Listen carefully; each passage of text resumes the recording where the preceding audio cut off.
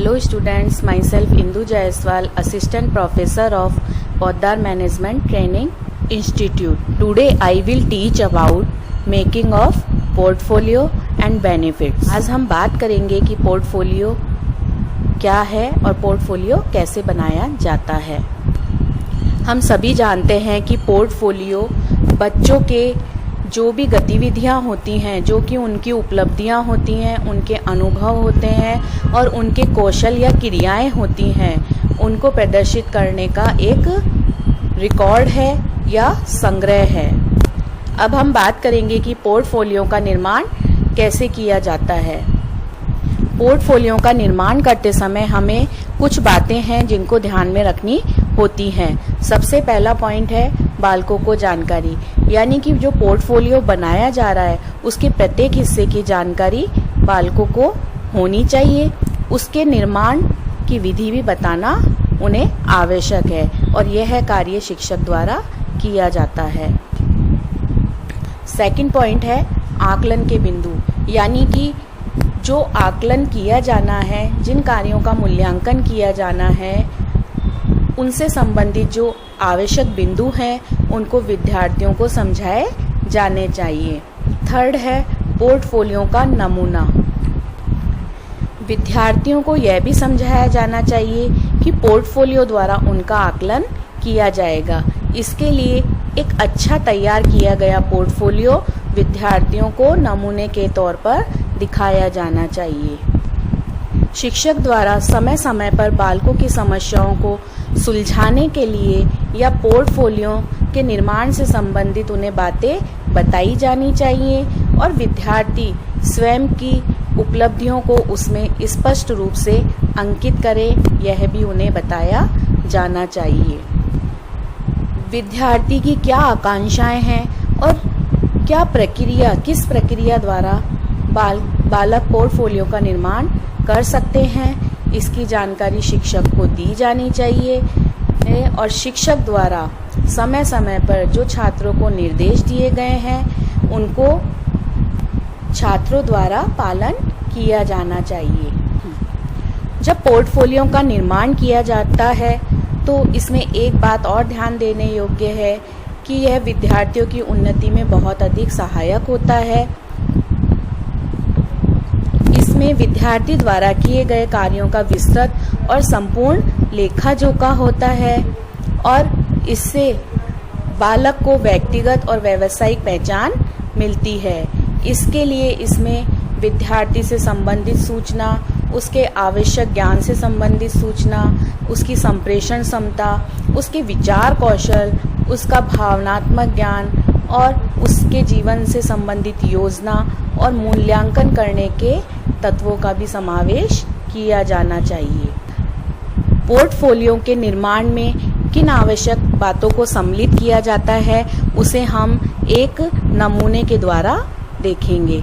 सबसे पहले जब पोर्टफोलियो की जो योजना बनाई जाती है उसमें जो विद्यार्थी जिस विद्यालय में पढ़ रहा है उसके स्कूल का नाम, उसके रोल नंबर, वो उस विद्यार्थी का नाम, उसके पिता का नाम, उसकी माता का नाम, उसकी जाति, वर्ग, जन्म तिथि और वो कौन सी कक्षा में अध्ययन कर रहा है, उसके निवास स्थान का पता आदि की जानकारी इस फॉर्म में देनी होती है। उसके बाद शाला में यानी कि विद्यालय में उसकी उपस्थिति की जो संख्या है या कितने दिन वो उपस्थित रहा, विद्यालय में कौन कौन से महीने में उसकी कितनी उपस्थिति रही, विद्यार्थी समय पर विद्यालय में उपस्थित होता है या नहीं, उस सब का ब्यौरा उसे लिखना होता है। विद्यार्थी प्रार्थना में शामिल होता है या नहीं, यदि होता है तो हाँ, नहीं होता है तो नहीं पर, और कभी कभी होता है तो कभी कभी पर उसे राइट का निशान लगाना होता है।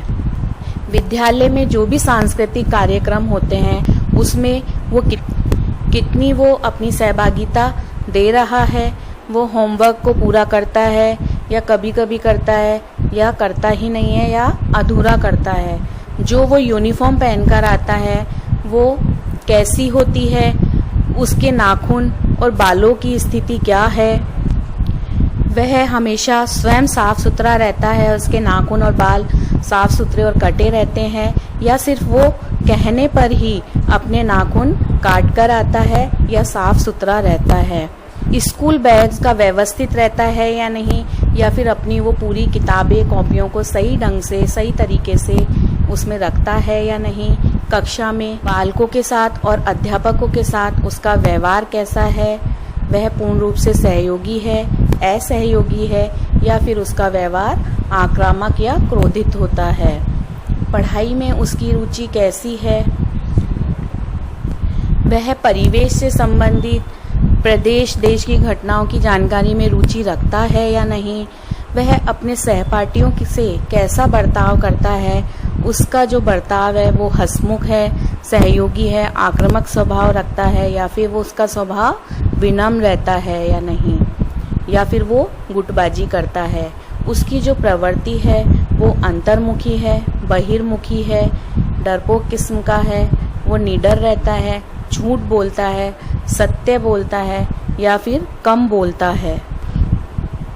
खेल कूद में उसकी रुचि कैसी है, यदि उसकी रुचि है तो खेलों के नाम वो इस पत्र में लिख देता है। संगीत में उसकी रुचि है, वो गायन में है या वादन में उसकी रुचि है, संगीत यंत्र वो कौन कौन से काम में लेता है, इन सब की जानकारी वो इसमें लिखता है।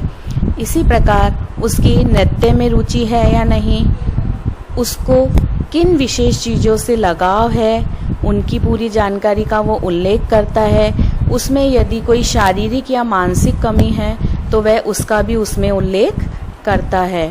इसके अलावा भविष्य में वो अपनी कोई कल्पना रखता है, परिवार की संरचना या परिवार में उसमें सदस्यों की संख्या कितनी है, परिवार के जो आर्थिक स्रोत है यानी कि आय की वो पूरी जानकारी देनी होती है।